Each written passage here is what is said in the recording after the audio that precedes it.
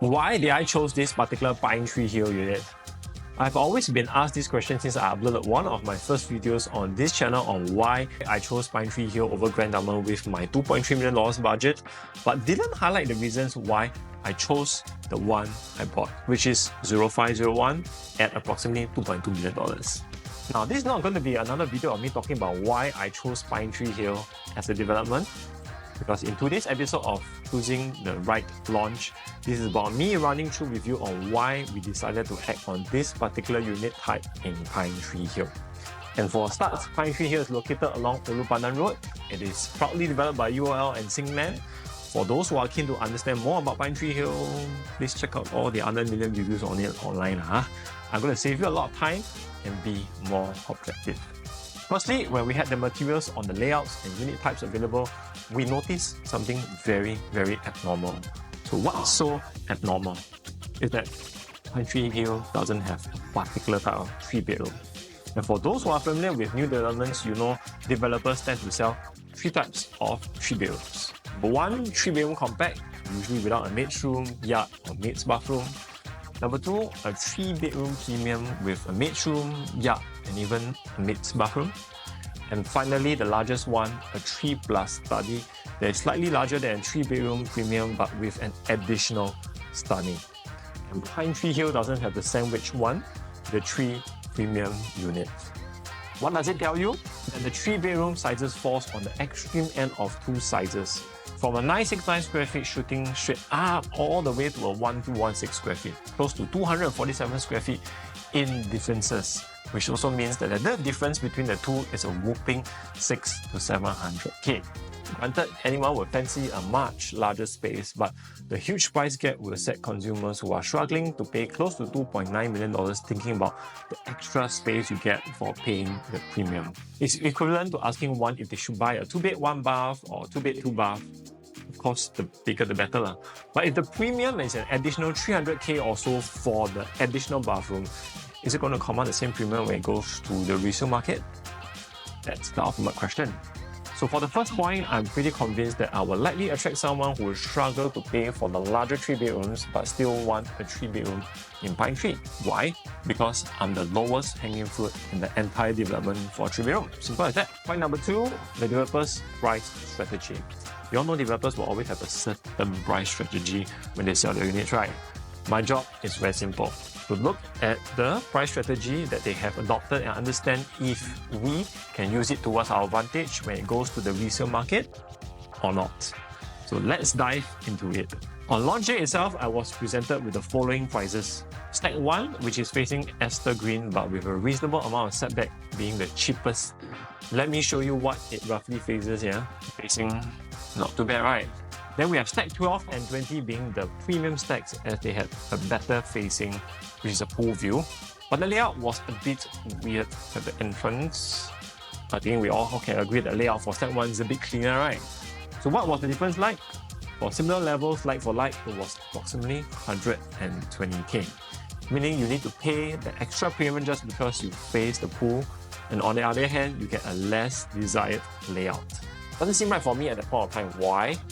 Because I put on my future buyers thinking cap and look at the two, and I don't see how the majority would favor the stack 12 or 20 layout and yet pay a premium for it. So immediately we knew stack 1 was the obvious pick. The next question in our head is, do we go for a higher floor so that we can clear Ester Green, or we just go for a lower floor that is not too low but the views are still pretty reasonable? For a start, I didn't consider the lowest floor of 3rd floor as I don't wish to have future buyers complaining about it being the lowest floor, and then you get all sorts of pest issues. Or the 4th floor, as some buyers would mind about number 4, right? Oh? So it was either a 5th or all the way to the 7th floor for me. So at level 5, which we paid $2.2 million, the level jump was approximately about, I think, 11K. Which also means that the highest floor of 19th floor at that point of time was going at $2.362 million. A whopping 160K more for an amazing view. Again, I thought to myself, for a much better standard of living with a kick-ass view, will the gap be still 160K or will it narrow down in time? I mean, the fifth floor was really not too bad. Facing the greeneries that forms a perimeter of pine tree, and at the distance also sees the trees that surrounds Esther Green. Can people accept that? That's the question I ask. I mean, why not? Now, I want you guys to look at this interesting example, Jadescape. For those who are familiar with Jadescape, you know there's one particular tree compact unit, 904 square feet. And what does it face? Towards the Shunfu HDBs. Now, if you look at these three case studies, on day of launch, 0116 bought at $1.353 million. 1116, which is the mid-floor, bought at $1.51 million.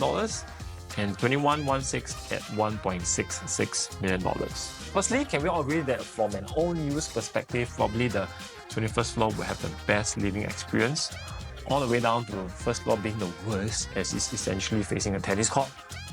Now the gap between the first and the 11th floor, the mid-floor, was already 150k, and it was a whopping 300k difference between the first and the 21st floor. That's what I call developers' price strategy. Now, let's fast forward a few years later. The first floor sold at $1.75 million, which is not bad. The mid-floor at 11th floor sold at a much higher price of $1.9 million.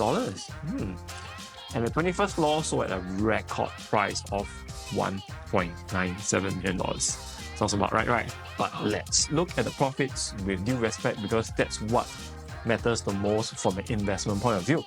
So the first floor made $397,000 in profits, which equates to 29.3% gross returns. 11th floor, the mid-floor one, made also quite close to 390k, which is 25.8% returns. And the 21st floor, despite selling at a record price, made only $309,000 returns, 18.5% return. So do you get my point of how we can take advantage of how developers price their units? When there's premium at the start, it doesn't mean the same premium will be carried forward when it hits the resale market. The standard of living on the 21st floor would have been amazing. But when it comes to investment, it might be a different question altogether. Avenue South residences on the higher floor. You all know the feeling, right? Anyway, back to PINETREE Hill. Ultimately, my game plan was simple. The gap between the lower floors of stack 1 versus higher floors of the same stack was pretty wide. Then you compare with the other stacks of 12 and 20, which has a heavy premium tool where the layout isn't as good. I believe my bet on this lowest hanging fruit should pay off. Also, I expect developers to slowly sell out the development, which means that they have more than enough room to adjust the price upwards, since they tried to keep it low at the start to create some momentum. All in all, I expect the gap between my unit and the top floor units of stack 20 or 12 to be around 450k to 500k in time to come. When that happens, and when the project obtains TOP where consumers can see the final product, that is my opportunity to strike.